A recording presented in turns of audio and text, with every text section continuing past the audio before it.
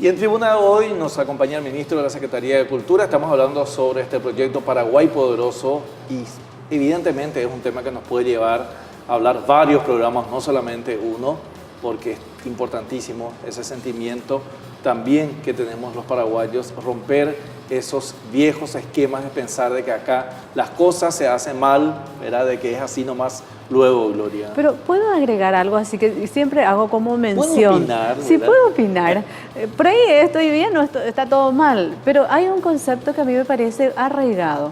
Hace 15, 20 años, a nosotros nos gustaba la leche argentina, la carne argentina, el yogur, el queso. O sea, La costilla. Ah, olvídate, Santa lo Fe. mejor, sí. Sí. Hoy hay una cuestión hasta... hay generaciones inclusive que vos le decís eso y te van a mirar raro, ¿no? Sí. Hay un aprecio y un que te gusta porque es bueno y estamos hablando de productos simplemente, ¿no? Claro, pero eso... Simplemente, sí. pero en un Pero sentido... más allá de la subjetividad que puede representar el gusto de la gente o la opinión de la gente, hay hechos que son concretos. La industria lechera del Paraguay es una industria modelo. Si hoy nosotros aislamos solamente el territorio chaqueño y vemos la producción del territorio chaqueño en relación al número de habitantes, ese es un territorio ya que puede ser considerado de primer mundo, a pesar de que hay también pobreza en todos los departamentos. Pero digo, la condición para ser considerado un país desarrollado es sobrepasar los $18.000 per cápita, y eso ya ocurre en el Chaco.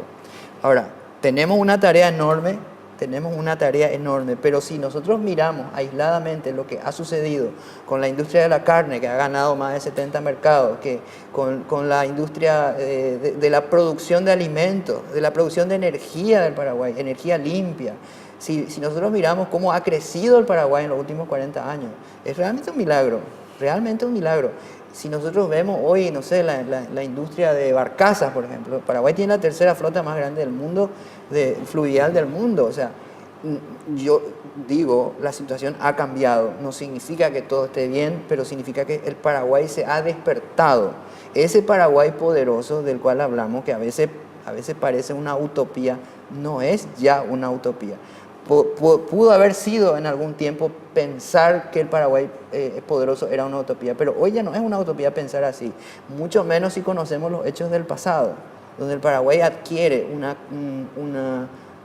estatus de país absolutamente independiente, absolutamente distinto de los demás, donde la producción era un ejemplo, donde la capacidad de conquistar cosas que otras naciones no han conquistado, como por ejemplo el acceso libre a la educación primaria, la cantidad de escuelas que tenía el Paraguay en esa época. Decía un pensador italiano, un filósofo muy famoso, Napoleone Colagiani se llamaba, muy famoso en Italia, decía, por la época en que cada paraguayo sabía leer y escribir, porque en cada valle de su país encontraba una escuela, en esa misma época, en 3 estados del Estados Unidos había una sola escuela, Alabama, Missouri y Mississippi.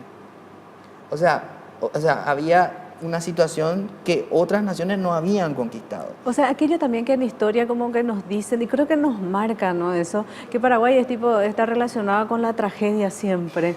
Eso tenemos que cambiar. Es cierto, ha habido tragedias, pero nosotros tenemos que cambiar esa mirada, porque ciertamente la magnitud de la tragedia quizás es la magnitud del odio que existía contra el Paraguay. Había probablemente motivado por la envidia, por la preocupación que generaba una situación, un ejemplo económico distinto al resto, donde imperaba el colonialismo. Paraguay hacía una cosa distinta, totalmente distinta. O sea, los niveles de justicia social del Paraguay eran impresionantes. Digo, en relación a el bienestar de la población, ciertamente no era una democracia, pero el bienestar de la población era muy alto, su nivel de vida era muy alto. Recuerdo en esa época, por ejemplo, los soldados paraguayos, en la época de los López, cobraban 7 pesos, pero con 7 pesos se compraban 12 vacas. Entonces, claro, entonces, ¿cuántas milanesas hacemos, Gloria, con 12 vacas, verdad? Sí. O sea, es un nivel de vida muy alto.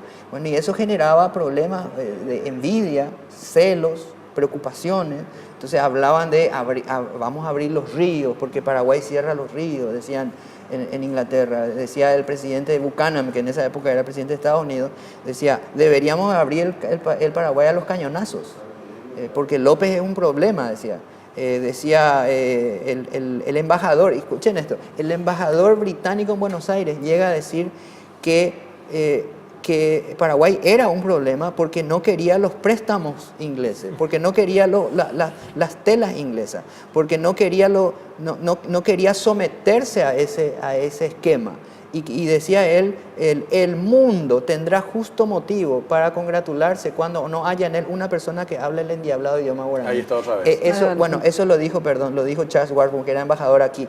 Este señor Hopkins dijo en realidad lo siguiente, dijo, la extinción del Paraguay como nación será de beneficio para todo el mundo.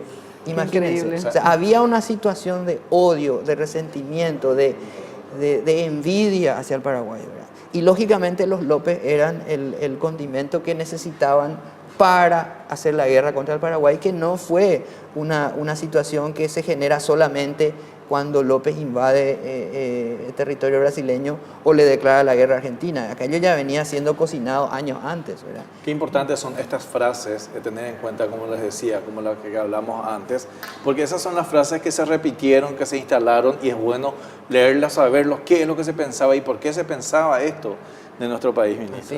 Así es. Y esa guerra no fue contra los López, esa guerra fue contra nosotros, fue contra nuestra manera de ser, contra nuestra manera de pensar. Y eso es el Paraguay poderoso, es una manera de pensar, que genera compromiso, que genera eso que hablaba Gloria de respeto. Nosotros hoy estamos trabajando con un decálogo que se llama el Decálogo de la Cultura, que son las normas, son las formas, de los esquemas de pensamiento que deberíamos incorporar en nuestra cultura para obtener de vuelta ese Paraguay poderoso. La cultura no es solamente el arte es su manifestación. La cultura es lo que creemos y nosotros creemos que ahí hay una tarea enorme que hacer. Tenemos que sacar de nuestra cultura algunas cosas y tenemos que introducir otras. Por ejemplo, tenemos que introducir la cultura de la planificación de vuelta, así como era antes. Hoy, desde luego, con más brillo, con más fuerza. Tenemos que volver a introducir la cultura del orden. En fin, hay un montón de cosas que tenemos que introducir y otras que tenemos que sacar. Por ejemplo, tenemos que eliminar el pensamiento escaso. Ese pensamiento que dice, no, vamos a hacer así nomás, vamos, sí, ya está bien para el Paraguay, ¿verdad? César, ¿vos te acordás cuando estábamos en cuartos de final en Copa del Mundo de Sudáfrica? Yo recuerdo siempre ese momento, porque en ese momento yo me di cuenta de algo. Cuando Tacuara Cardoso iba a nunca nos olvidamos de Tacuara Cardoso. Así es. Cuando Tacuara Cardoso iba a patear el penal, yo y todos probablemente decíamos, wow, que entre, pero también muchos, y yo incluido, decíamos, pero bueno, si no entra, ya está bien para el Paraguay. Bueno, ese es el pensamiento escaso. Porque llegamos hasta ahí, ¿no? Ese es el pensamiento escaso que no nos debe más maldecir. Sí. Pues esa es una maldición. Debemos anhelar algo más. Debemos volver a jugar los campeonatos del mundo. No estoy hablando del fútbol, estoy hablando de todo. Para ganar esos campeonatos, así como era el Paraguay del siglo XIX, no para ver si nos podemos padecer a Brasil o Argentina, no. O ser uno mismo, pero sí, por ejemplo, hay una característica. Que también algo y estos días ahí están mis alumnos viéndome, les decía, faltaron, porque llovió, no puede ser que sigamos faltando o anulando el compromiso, les decía, y me estás viendo. Cuando seas empresario, ¿qué me vas a decir? Porque ninguno de tus funcionarios fue a trabajar porque faltaste, porque llovió. A nadie le va a gustar. Pero son justamente las cosas que tenemos que cambiar, ¿verdad? Pues no, o por qué, por ejemplo... Está bien, se cortó la luz, pero bueno, a lo mejor igual podemos poner velas y estamos ahí, ¿verdad? Viendo en la historia, o sea, quiero aprovechar nuestros conocimientos, ¿por qué somos tan negativos también? O sea, por ejemplo... Más que negativo a veces, derrotismo. Exacto. Porque este sentimiento del final... Era un derrotismo ya, ¿verdad? Si no, abuelo.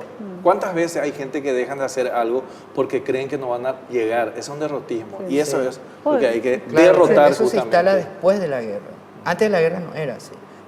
El Paraguay tuvo 300 años de historia antes de la guerra. Qué feo fue ese coach negativo entonces de la guerra. Claro. Lo que pasa es que después de la guerra ocurre algo fue un terrible. genocidio también. Sí. Claro, ocurre, lo terrible es que primero se rompe la familia, se rompe la responsabilidad masculina que hasta hoy no aparece.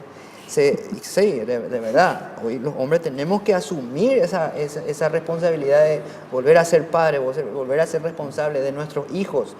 La conducta de nuestros hijos, nosotros los padres tenemos que ser responsables de ellos. O sea, no porque no deban madurar o algo así, deben madurar, pero justamente la madurez depende del proceso que los padres están guiando a sus hijos hacia la madurez, ¿verdad? Pero ¿qué pasó en el Paraguay? El Paraguay se queda devastado, sin instituciones, no había escuela, no había nada. Inclusive algo terrible que no se suele considerar es que el Paraguay quedó sin documentos. ¿Qué significa eso? Que cuando el ejército invasor lleva los documentos a su país, nosotros nos quedamos sin títulos de propiedad. O sea, para probar hasta eso es una humillación tremenda. No solamente la ocupación de años del ejército, donde encima hacemos tratados donde entregamos territorio. O sea, la humillación es lo que siguió a la guerra y también el silencio, porque el pueblo paraguayo tenía tanto dolor, tantos muertos, cientos de miles de muertos hubo. Cólera, viruela, enfermedades terribles, hambre. O sea, imagínense esa situación. Lógicamente ahí se instala ese pensamiento escaso, porque la escasez era nuestra carne. Nosotros estamos viviendo la escasez en la carne. Entonces, es un mecanismo de defensa del cerebro empezar a hablar distinto, empezar a pensar distinto. Y ese silencio no contribuyó, porque esas madres paraguayas gloriosas, evidentemente recuperaron la nación, pero no les pidamos a ellas que sean agentes efectivamente eficaces en la educación, porque probablemente sufrieron enfermedades terribles como un síndrome de estrés postraumático, donde la característica, el dolor, la pérdida, por supuesto, todo. abusadas, pérdidas, se quedaron sin nada, más que con el dolor. Entonces, ese Paraguay se queda en silencio 30 años, porque ni siquiera hubo festejos, no hubo recordaciones. El primer héroe que se recuerda es en 1900, Eduvigis Díaz, 1900. El primer debate serio sobre la guerra, 1902. 3 generaciones. 1902. Primer debate serio sobre la guerra, 1902, entre Olear y Cecilio Báez. Antes que eso, el Paraguay estuvo en silencio y ocurrieron cosas terribles. Todos los primeros presidentes mueren asesinados prácticamente. Todos. Por 20 años, azonadas, golpe de Estado, en fin. Pero ¿qué pasa también? El primer gobierno, Cirilo Antonio Rivarola, José Díaz de Bedoya, Carlos Loizaga, primero 2 de ellos venían de Buenos Aires en contra del Paraguay. Luego, o sea, y este José Díaz de Bedoya se le ocurre una idea brillante. Imagínense las desgracias que sufrió el Paraguay después. La primera idea brillante de posguerra. Se va a Buenos Aires a vender las pocas reliquias que sobraron de los saqueos. ¿Y qué hace?